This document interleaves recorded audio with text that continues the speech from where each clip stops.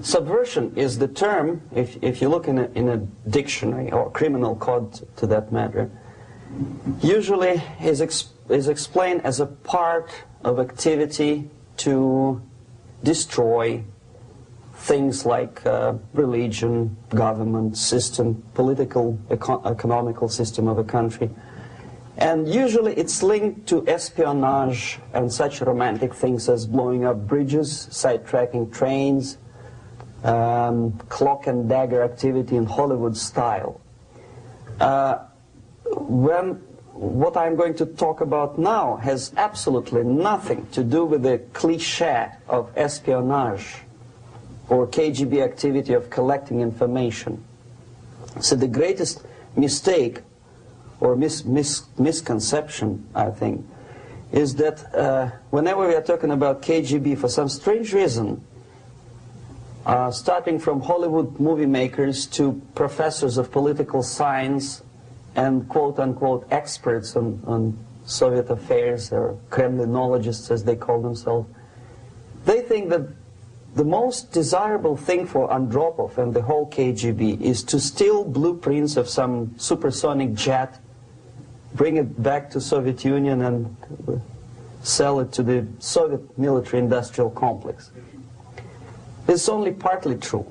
If we take the whole time, money, and manpower that the Soviet Union and KGB in particular spends outside of USSR border, we will discover, of course there are no official statistics unlike with CIA or FBI, that the espionage as such occupies only 10 to 15% of money, time, and manpower. 15% of the activity of KGB. The rest, 85%, is always subversion. And unlike a dictionary of English, Oxford Dictionary, subversion in Soviet terminology means always a destructive, aggressive activity aimed to destroy the country, nation, or geographical area of your enemy. So there's no romantics in there, absolutely. No blowing up bridges, no microfilms in Coca-Cola cans, nothing of that sort. No James Bond nonsense. It's most of this activity is overt, legitimate, and easily observable if you give yourself time and trouble to observe it. But according to the law and law enforcement systems of the Western civilization, it's not a crime. Exactly because of misconception, manipulation of terms. We think that subverter is a person who is going to blow up our beautiful bridges. No. Subverter is a student who comes for exchange, a diplomat, an actor, an artist, a journalist like myself was 10 years ago. Now, subversion is an activity which is a two-way traffic. You cannot subvert an enemy which doesn't want to be subverted. If you know history of Japan, for example, before 20th century, Japan was a closed society. The moment a foreign boat comes to the shores of Japan, the Imperial Japanese Army politely tells them to get lost.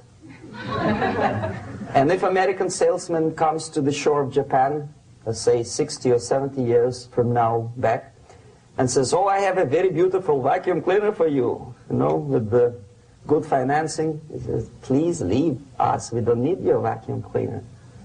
If they don't leave, they shoot them to preserve their culture, ideology, traditions, values intact.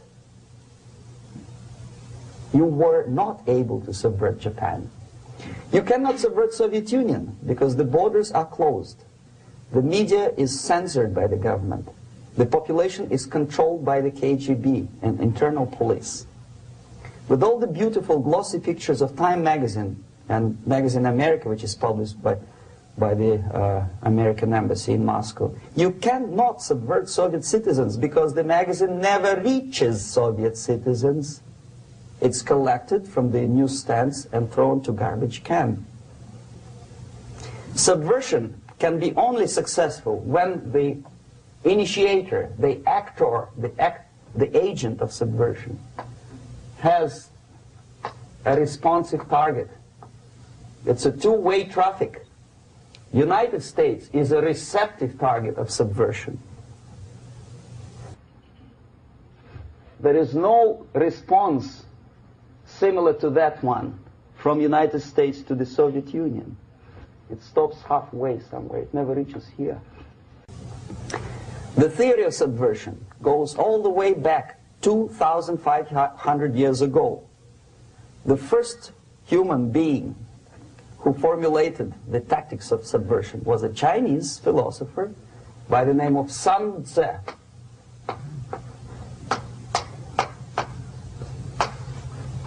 2,500 years BC. He was an advisor for several imperial courts in ancient China. And he said, after long meditation, that to implement state policy in a warlike manner, it's the most counterproductive, barbaric, and inefficient to fight on a battlefield.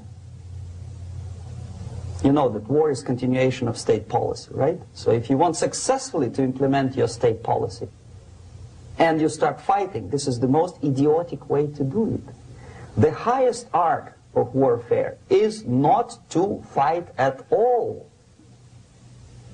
but to subvert anything of value in the country of your enemy, until such time that the perception of reality of your enemy is screwed up to such an extent that he does not perceive you as an enemy, and that your system, your civilization, and your ambitions look to your enemy as an alternative, if not desirable, then at least feasible.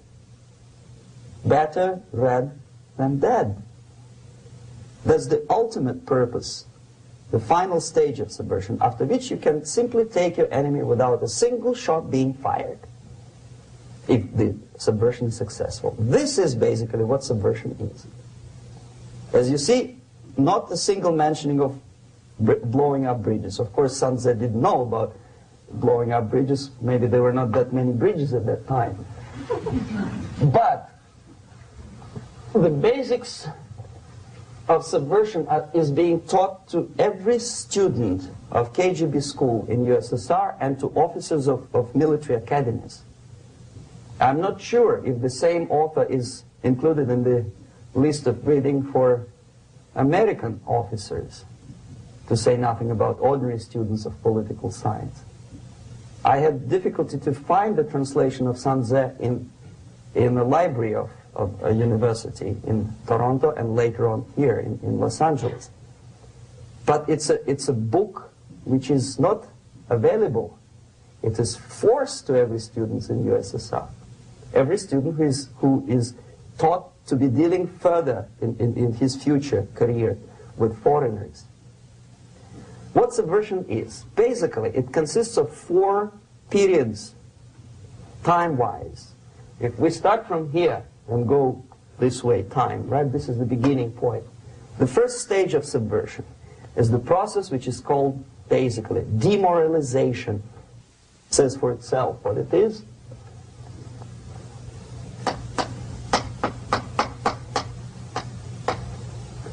It takes from, say, 15 to 20 years to demoralize a society. Why 15 or 20 years? This is the time sufficient to educate one generation of students or children. One generation. One lifetime span of a person, a human being, which is dedicated to study, to shaping up the outlook, ideology, personality. No more nor less. Usually it takes from 15 to 20 years. What it includes? It includes influencing, or by various methods, infiltration, propaganda methods, direct contacts, doesn't really matter. I will describe them later. Of various areas where public opinion is formulated or shaped. Religion, educational system, social life, administration, law enforcement system, military, of course, and labor and employer relations, economy. Okay? 5 areas. I will not write them down because we will not have enough space. Sometimes when I describe all the methods, students ask me question, are you sure this is the result of the Soviet influence? Not necessarily. You see, the tactic of subversion, about which I'm talking, is similar to the martial art, the Japanese martial art. If some of you are familiar with that tactic, probably you will remember that if an enemy is bigger and heavier than yourself, it would be very painful to resist his direct strike. If a heavier person wants to strike me in the face, it would be very naive and counterproductive to stop his blow. The Chinese and Japanese judo art tells us what to do. First to avoid the strike, then to grab the fist and continue his movement in the direction where it was before, right? Until the enemy crashes in the wall. You see? So, what happens here? The target country obviously does something wrong. If it's a free democratic society, there are many different movements within the society. There are obviously, in every society, there are people who are against this society. They may be simple criminals, ideologically in disagreement with the state policy, conscientious enemies, simply psychotic personalities who are against anything. Right?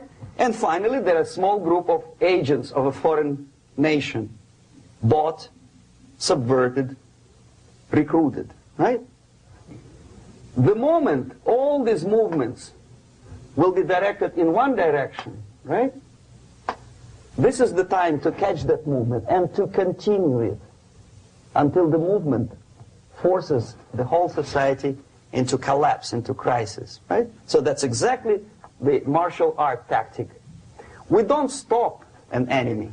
We let him go. We help him to go in the direction we want them to go. Okay? So, on the stage of demoralization, obviously there are tendencies in each society, in each country, which are going to opposite direction from the basic moral values and principles. To take advantage of these movements, to capitalize on them, is the main purpose of the originator of subversion. So we have religion, we have education, we have social life, we have power structure, we have labor relations, unions, and finally we have law and order. 1, 2, 3, 4, 5, 6. Okay? These are the areas of application of subversion. What it means exactly? In case of religion, destroy it, ridicule it, replace it with various sects, cults, which bring people's attention, faith, whether it is naive, primitive, doesn't really matter. As long as the basically accepted religious dogma is being slowly eroded and taken away from the supreme purpose of religion, to keep people in touch with the supreme being, that serves the purpose. Therefore, replace it, accepted, respected religious organizations with fake organizations. Distract people's attention from the real faith and attract them to various different faiths. Education. Distract them from learning something which is constructive, pragmatic, efficient. Instead of mathematics, physics, foreign languages, chemistry, teach them history of urban warfare, natural food, home economy, your sexuality, anything, as long as it takes you away, okay, Social life. Replace traditionally established institutions and organizations with fake organizations. Take away the initiative from people.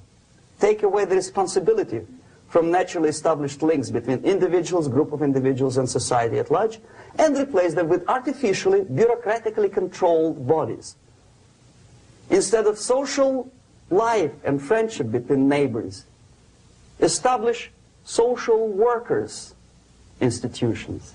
They're people who are on payroll of whom? Society? No. Bureaucracy. The main concern of social workers is not your family, not you, not social relations between groups of people. The main concern is to get the paycheck from the government. What will be the result of their social work doesn't really matter.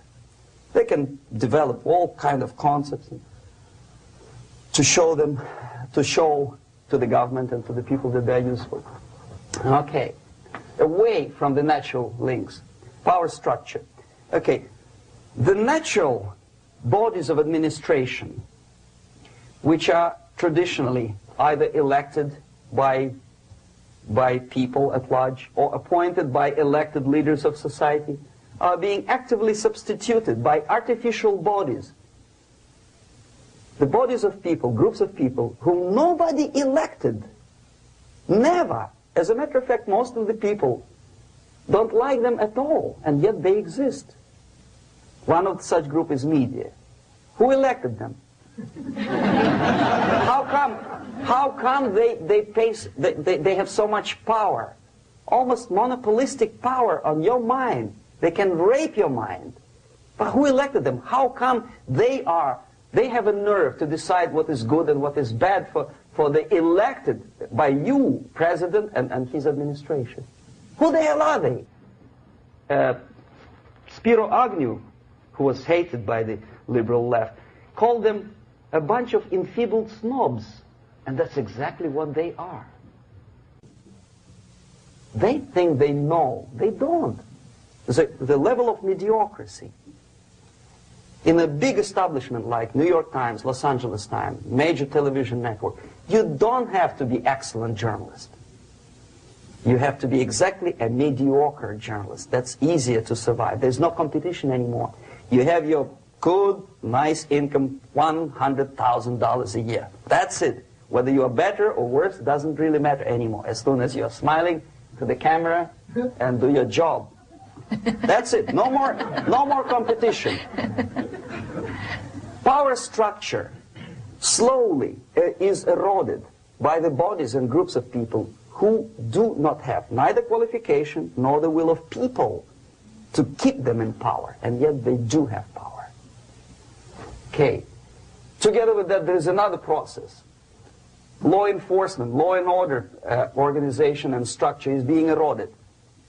For the last 20, 25 years, if you see old movies and new movies, you can see that in new movies, a policeman, an officer of the United States Army looks dumb, angry, psychotic, paranoid. A criminal looks nice, kind of, well, he smokes hash and shoots the whatever drug, but basically he's a nice human being. He's creative. And he's unproductive only because society oppresses him. Whereby a general of Pentagon is always, by definition, a war maniac. A policeman is a pig, rude policeman. He abuses his power. You know? A generalization like that. The hatred, the mistrust to the people who are supposed to protect you and enforce law and order. Moral relativity. The Angelo Buono process lasted 2 years in Los Angeles. Relativity. The Angelo Buono process lasted 2 years in Los Angeles. And yet there are still some lawyers who say, look, he's a nice character, as a matter of fact. There was some witness who said, also a criminal, who said, well, he's a nice guy. I asked him one day to burn a house of my enemy, and he wouldn't do it. He's a nice fellow. Erosion. A slow substitution of basic moral principles, whereby a criminal is not a criminal, actually. He's a defendant. Even if his guilt is proven, there is still a doubt to kill or not to kill, to be or not to be. Thou shalt not kill, yes, but this line may not necessarily be applicable to a murderer. Thou shalt not murder, that should be the presumption, not that thou shalt not kill. Okay, labor relations. At this stage, within 15 to 20 years, we destroy the traditionally established links of bargaining between employer and employee. The classical Marxist-Leninist theory of natural exchange of goods. A person A has 5 sacks of grain and person B has 5 pairs of shoes. And the natural exchange without money is when they bargain between each other. And only with the introduction of the third force, C, an entirely third foreign stranger who says, no, don't give him 5 sacks of grain, give it to me, and you give me your 5 pairs of shoes, and I will distribute it accordingly, so that the economy will go. This is the death of natural exchange, death of natural bargaining. Well, trade unions were established 100 years ago.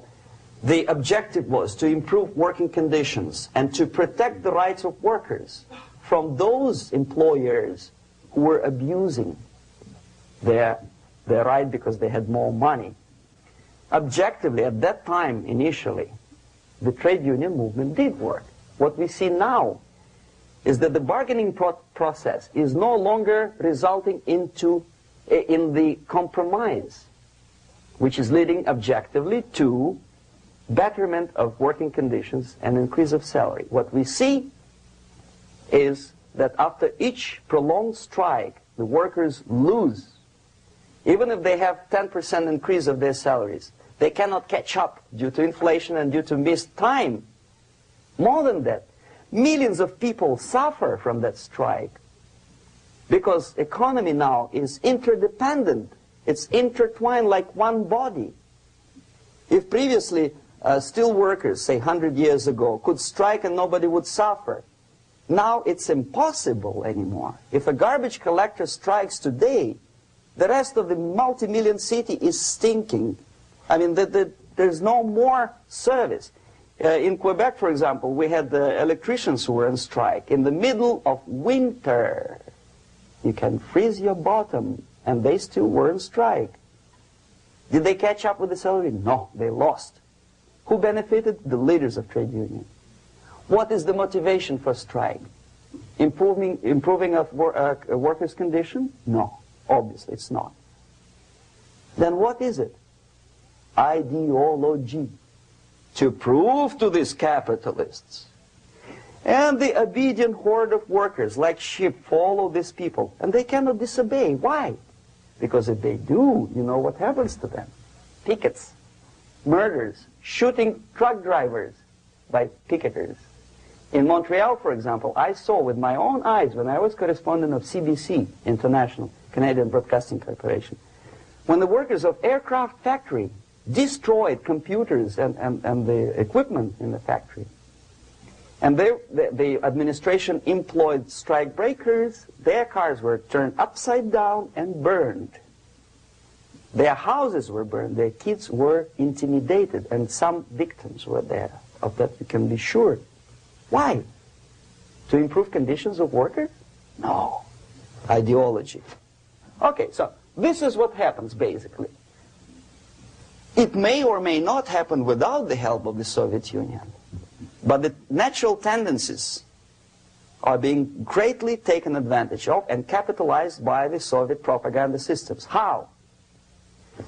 Whenever trade union strikes, we have influx of propaganda, mass media, ideological dissemination. The workers' right, and we repeat it like parrots. Yes, workers' right. Whose rights? Workers? No.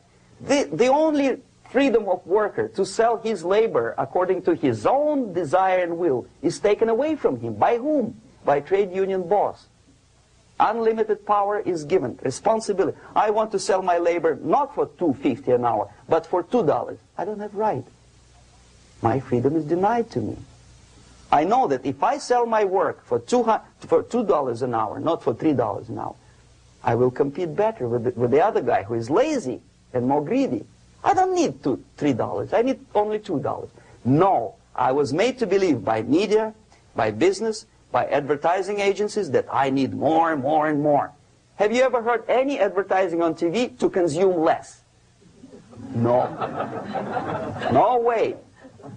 Whether you need a six-cylinder car or not, you have to buy it. And hurry up.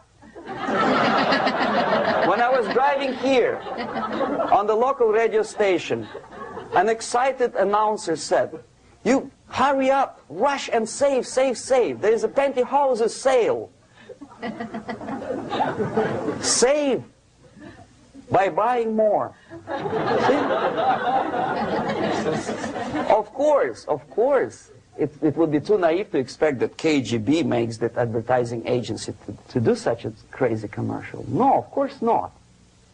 But what we did when I was working for Novosti Press, we would snow plow editorial offices, student organizations, religious groups with literature of class struggle.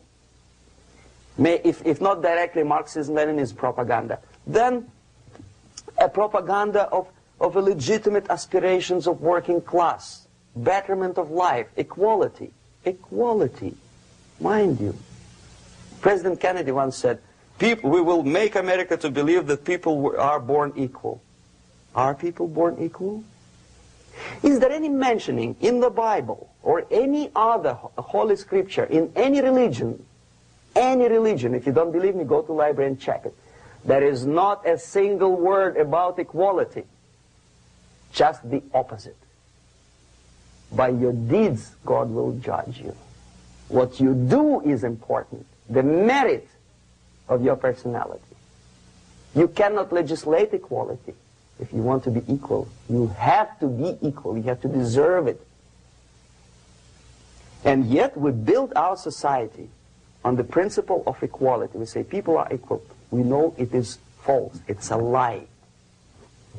Some people are tall and stupid. Others are short, bold, and clever.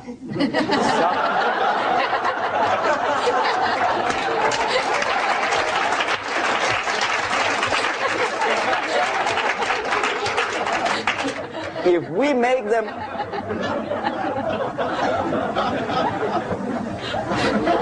we make them equal by force, if we put the principle of equality in the basis of our socio-political structure, it's the same thing as building a house on sand. Sooner or later it will collapse, and that's exactly what happens. And we, as Soviet propaganda makers, are trying to push you in the direction which you go yourself. Equality, yes, equality. People are equal. Land of equal opportunities. Is it true or not? Think about it. Equal opportunities. Should there be equal opportunities? For me and for a lazy bastard who comes here from some other country and immediately registers as a welfare recipient benefits? I never received a single dollar. No, sorry, I did receive once. But I never applied for welfare. For the 13 years, I took any job. Security guard, journalist, taxi driver, anything. Well, I was restless, but some people don't like it. They immediately. So why should we have equal opportunities? Why? The equal opportunity to excel. Equal opportunity in equal circumstances, yes, but you know people are different. To excel, yes, provided we reach the same level of excellency, perfection, which is hypothetical, distant future. Yes, maybe. But we know perfectly well that even with the best intentions, people could not be equal.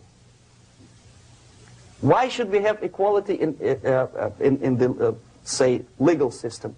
Myself, I'm considering myself a law-abiding citizen, and a person who comes here to rob and shoot, say, the United States administration under Carter, imported thousands of Cuban criminals.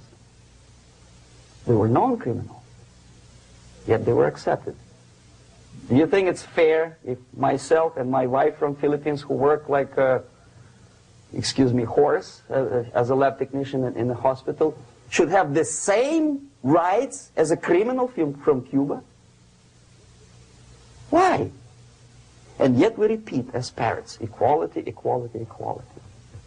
And the Soviet propaganda system helps us to believe that equality is something which is desirable. Democracy, as it was established by fathers of this country, of this system in the last century, is not equality. It's the system where different people, unequal people, have a chance to survive and help each other in constant competition, in constant perfection, not in equality, which is superimposed from a godfather or a nice person in Washington, D.C.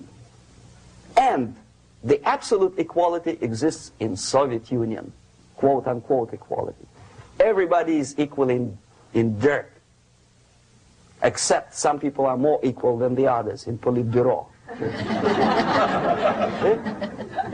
So, the moment you bring a country to the point of almost total demoralization, when nothing works anymore, when you are not sure whether it is right or wrong, good and bad, but there's no division between evil and good, when even the leaders of church sometimes say, well, violence for the sake of justice, especially social justice, is justified in countries like Nicaragua, El Salvador, well, maybe Rhodesia, and we listen to them and say, yeah, probably it's true. Is it true? No, it is not true. Violence is not justified, especially for the sake of quote-unquote social justice introduced by Marxist-Leninists, that is my former colleagues from Novosti Press Agency. Okay, so we reach that point. The next step is destabilization.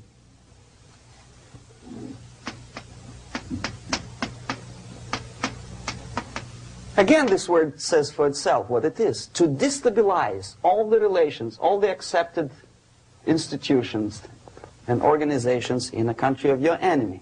How you do it? You don't have to send a battalion of KGB agents to blow up bridges. No. You let them do it themselves. The area of application is, again, it's narrower now. Not like the previous case. The overt legitimate actions of the KGB in this case would be hardly noticeable. There is no crime if a professor who recently went to USSR introduces a course of Marxism-Leninism in a Californian college, for example. Nobody is going to come to his doorstep and say, okay, mister, come, you are under arrest. No, it's not a crime. It's not even considered a moral crime against your country. So the area of application here is narrowing down to economy, again, labor relations, right? To law and order, plus military. And economy, law and order. Yes, and again, the media, but wider scope, little bit different. I'll explain it later. Okay, basically 3 areas. Economy. The radicalization of bargaining process.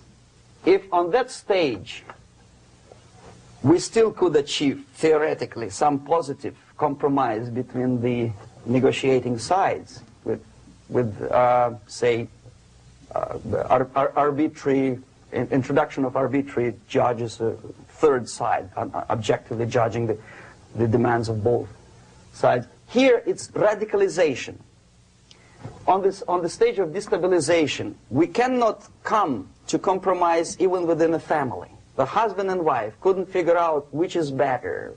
Husband wants his kids to eat at the table, and wife wants a child to roam around the room and drop food all over the floor. They cannot come to compromise unless they start a fight. It's impossible to reach a compromise, constructive compromise, between neighbors. Some people say, I don't like you to watering your lawn at that time because exactly at that time I'm walking my dog and he's getting nervous. He cannot pass his bowels, you know. So they cannot compromise. They go to a civil court or something like that. radicalization of human relations. No more compromise. Fight, fight, fight. The normal, traditionally accepted relations are destabilized. The relations between teachers and students in schools and colleges. Fight. The relations between, in economical sphere, between laborers and employers are further radicalized. No more acceptance of the legitimacy of demands of workers. Unlike Japanese, with the theory Z, if you ever heard about it, where the workers are involved in decision-making process, therefore they don't have moral incentive to fight their bosses. In the United States, it's just the opposite. The harder is the fight, the better. The more heroic they look. When the Greyhound network was on strike recently, the correspondents of local TV networks all over the United States were approaching these strikers, and they say, oh yes, we are doing something nice. They looked like heroes and they were proud. There was some family, the husband was a bus driver. Now they decided in a protest against the bosses to camp somewhere in the forest. And they were presented to the audience as a heroic, nice people. You see? The violent clashes between passengers, picketers, and the strikers are presented as something normal. 10, 15, 20 years ago, we would be angry, say, why so much hatred? Today we are not. We say, well, it's commonplace. Radicalization, militarization sometimes. As I explained on that stage, I took a step a little bit further. Shooting people. Okay, law and order now also is pushed into the area where previously people settled their differences peacefully and legitimately. Now we are getting with this court cases in the smallest irrelevant cases. We cannot solve our problems anymore. The society at large becomes more and more antagonistic between individuals, between groups of individuals, and the society at large.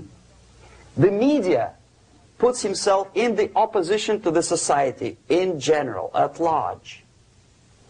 Separate, alienated. Okay?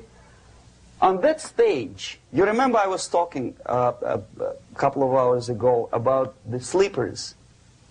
That's when the students from, say, United States, if they are trained in Lumumba University, or developing nations, that's the students I was dealing with, are being sent back from the Soviet Union here. Or if they were already in the United States, in the country which is the object of subversion, they spring to action. The sleepers go up. They slept for 15 to 20 years. Now they become leaders of groups, preachers, I don't know, public figures. Prominently they actively include themselves in a political process. All of a sudden we see a homosexual. 15 years ago he did his dirty job and nobody cared. Now he makes it a political issue. He demands recognition, respect, human rights, and he rallies a large group of people. And there are violent clashes between him and police, his group and ordinary people, no matter what. It's black against white, yellows against green, doesn't matter where the division line goes. As long as this group come into antagonistic clash, sometimes militantly, sometimes with firearms, that is destabilization process. The sleepers, many of whom are simply KGB agents, become leaders of the process of destabilization. Doesn't mean that Comrade Andropov sends Comrade Ivanov to the United States. The person who takes care is already here. He is a respected citizen of the United States. Sometimes he gets money from various foundations for his legitimate struggle for, I don't know, human rights, women's rights, kid lib, prison lib, whatever. There are sympathetic Americans who donate their money to him. Destabilization process usually leads directly to the process of crisis. In case of developing nations, that's the area where I was active. The process starts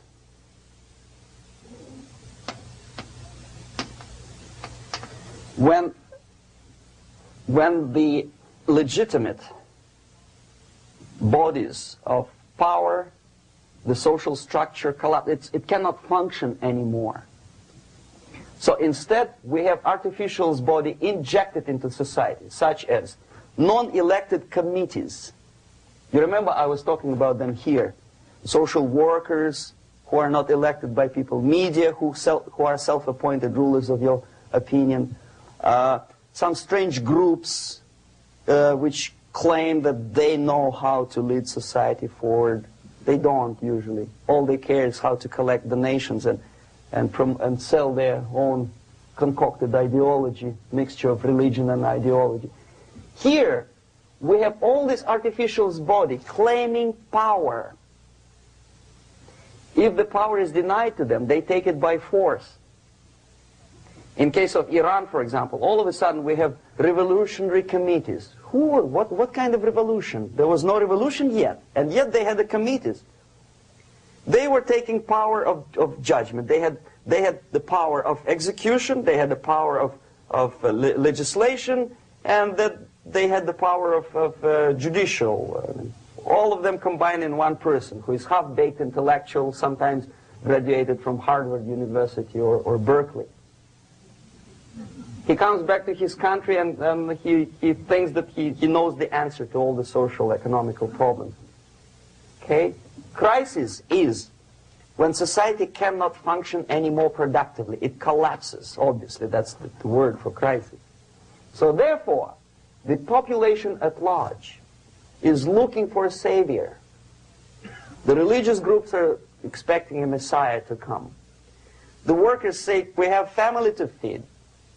Let's have a strong government, maybe socialist government, centralized. When somebody put the employers on their place and let us work. We are sick and tired of going to strike and missing overtime and all that stuff. We need some strong man, strong government, a leader, a savior is needed. Population is sick and tired already. And here we are. We have a savior. Either a foreign nation comes in, or the local group of leftists, Marxists, no matter what they call themselves, Sandinista, a reverend or of some sort, Bishop Muzureva, like in Zimbabwe, doesn't matter. A savior comes and says, I will lead you. So we have two alternatives here. Civil war and invasion. Okay? See how it goes? Civil war, we know what it is. Lebanon is the best example. The civil war, which was artificially implanted in Lebanon by injection of force of PLO, Palestinian Liberation Organization. Invasion we have in many other countries like Afghanistan, name any East European country, it was invaded by the Soviet army. But the result is the same. The next stage is normalization. Normalization is a very ironic word, of course. It is borrowed from 1968 situation in Czechoslovakia, when the Soviet propaganda and after them New York Times declared the country is normalized. The tanks moved into Prague, so there is no more Prague Spring, there is no more violence. Normalization. At that stage, the self-appointed rulers of the society don't need any revolution anymore. They don't need any radicalism anymore. So this is the reverse from destabilization. Basically, it is stabilizing the country by force. So all these sleepers and activists and social workers and liberals and homosexuals and professors and Marxists and Leninists are being eliminated. physically sometimes. They've done their job already. Okay? They are not needed anymore. The new rulers need stability to exploit the nation, to exploit the country, to take advantages of the victory. Okay? So no more revolutionaries, please. And that's exactly what happens in a number of countries. You remember Bangladesh? This is the crisis in which I was instrumental. First they had Mujibur Rahman. In 1971, he was the leader of People's Party, Awami League, with mustache like Stalin. He was in Russia many times. In 5 years, he was shot by his former colleagues, Marxists. He fulfilled his function. In Afghanistan, it happened 3 times. First there was Taraki, then there was Amin, now there's Babrak Karmal. They killed each other successively, one after another. The moment he fulfills his duty, the first one demoralized country, the second destabilized, the third one brought it to crisis. Goodbye, comrades. Babrak Karmal comes from Moscow and put into the seat of power. Same thing happened in Grenada recently. Maurice Bishop, Marxist, was killed by Austin, what's his name, General something, who was also a Marxist. Right? So no more revolutions, please. Normalization now. From now on, no more strikes, no more homosexuals, no more women lib, no more kid lib, no more lib, period. A good, solid, democratic, proletarian freedom. That's it. Now, to reverse this process takes enormous effort. When today, United States had to invade Grenada to reverse the process of subversion. Some people say, boy, this is not good, it's not kosher to invade the beautiful country, island of Grenada. Well, why didn't you stop the process here, when Grenada was just approached by leftists? Why not to prevent Maurice Bishop to come in power in the first place? Did Grenadians want him? Very questionable. They didn't know who was Maurice Bishop in the first place. He came to power by coup d'etat himself. Okay? No, we let the situation develop further and further and further until the crisis and normalization very soon. And then the United States decided to invade country, discovering that the country was absolutely a military base for the Soviet Union. Of course it's a drastic measure. Of course it's a pity that Marine Corps had to lose, what, 17 lives. Very bad. Why not to stop the process before it comes to crisis? Oh no, intellectuals will not let you. It's interference into domestic affairs. They're very careful not to let American administration to interfere in domestic affairs of Latin American countries. They don't mind Soviet Union interfere in these affairs. Okay. So to reverse this process, from here, it takes only and always military force. No other force on earth can reverse this process at this point. At this point, it does not take military invasion of the United States Army. It takes strong action, like in Chile, a CIA covert involvement to prevent the savior from outside to come into power and to stabilize country before it erupts into civil war. Stabilize country before it erupts into civil war. Okay? Support the right-wing conservative forces. By money, by crooks or love, doesn't matter. Stabilize the country. Don't let the crisis develop into civil war or invasion. Oh no, your liberals will say it's against the law. The Congress will not appropriate money for covert actions of CIA. Why not? Should we wait till the normalization come and Soviet tanks land in Los Angeles airport? Now, at that point, at the point of destabilization, also the process could be reversed. Again, easily than this. No CIA involvement at this point. You know what it takes here? Restriction of some liberties for small groups which are self-declared enemies of the society. As simple as that. Oh no, the media and liberals will tell you this is against the American Constitution. How can we, by force, deny the civil rights to criminals, for example? It's not good. Okay? So we allow them to. Okay, if you allow the criminals to have civil rights, go on and bring the country to the crisis. This is a bloodless way to do. Curb the rights. I mean, not to put them in prison. No, I'm not talking about putting all the gays from San Francisco in the concentration camp.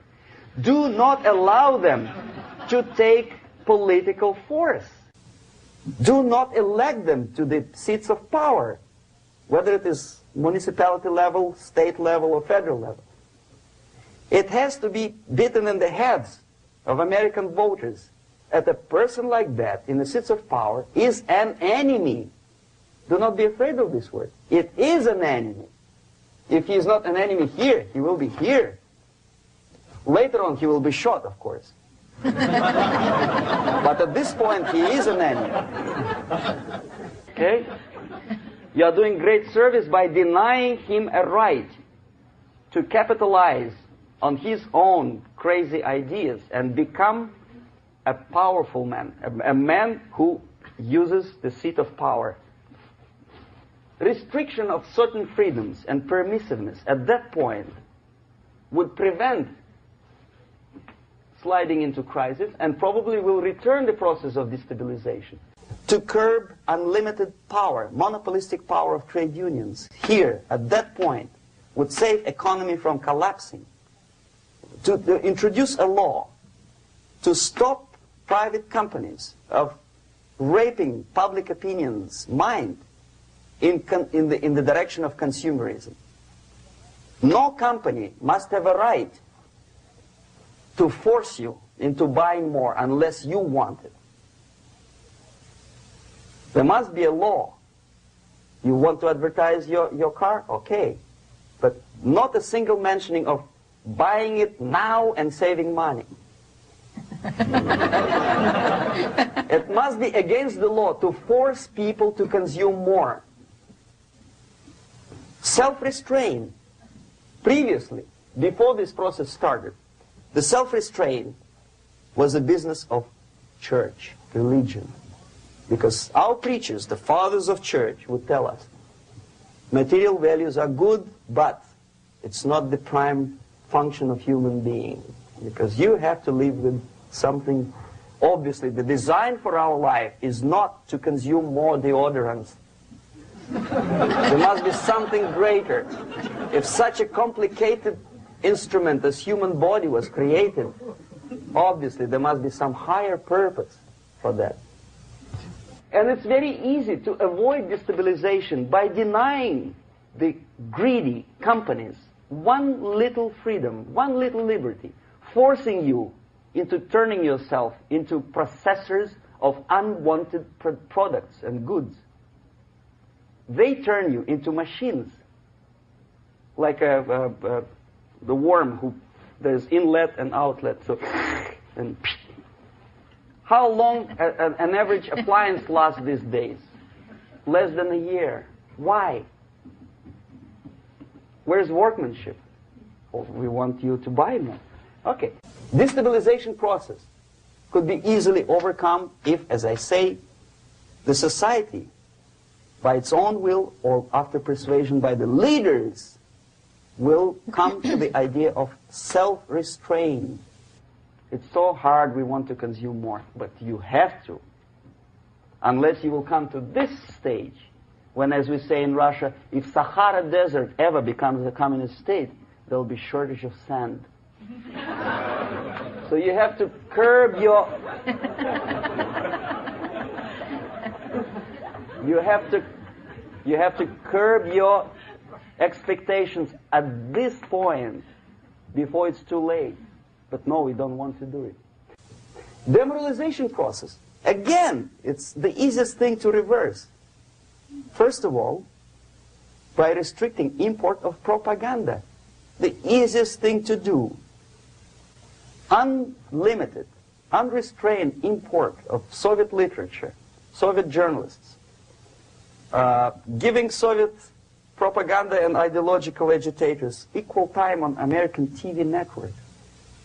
It has to be stopped. And it's easier. They won't be offended, mind you. As a matter of fact, they will respect America more. But when my former colleague Vladimir Posner appears on Nightline, and Ted Koppel asks him, well, Vladimir, what do you think about this? And what can he think? He is an instrument of propaganda. He thinks what Comrade Andropov tells him to think. He's just a nice, articulate mouthpiece of the Soviet subversion system. And Ted Koppel makes you believe that my friend Vladimir Posner thinks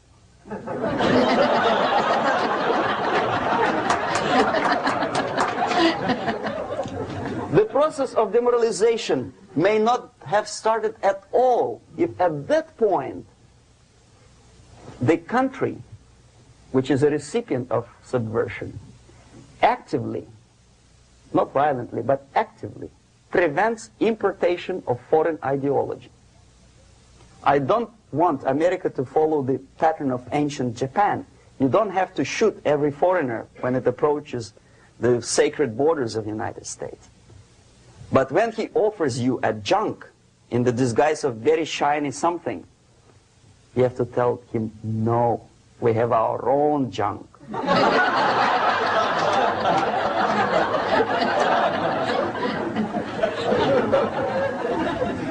If at that point the society is strong, brave, and conscientious enough to stop importation of ideas which are foreign,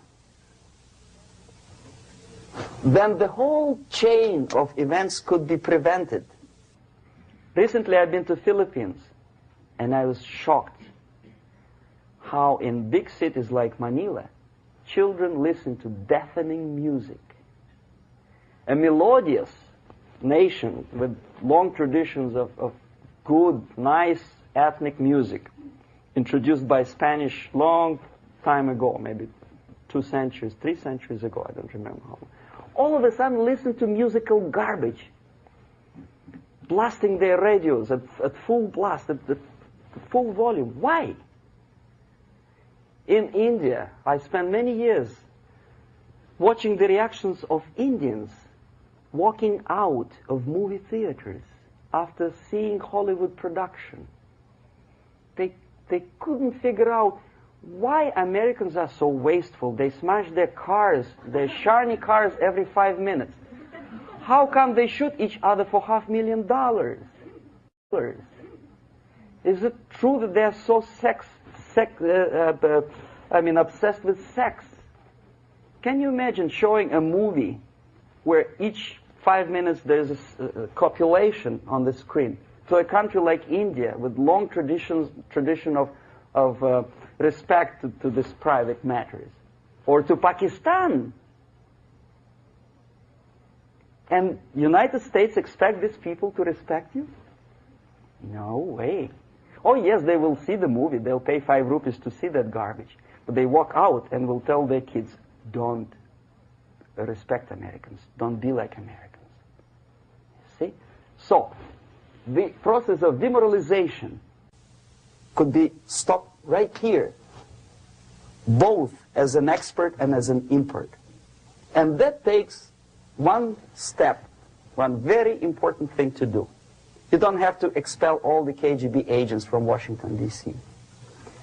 The most difficult and at the same time the simplest answer to the subversion is to start it here and even before, by bringing back the society to religion, something that you cannot touch and eat and put on yourself, but something that rules society and makes it move and preserve it.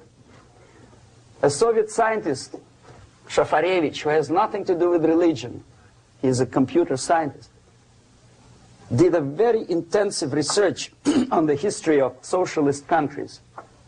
He calls socialist or communist any country with a centralized economy and a pyramidal style of power structure.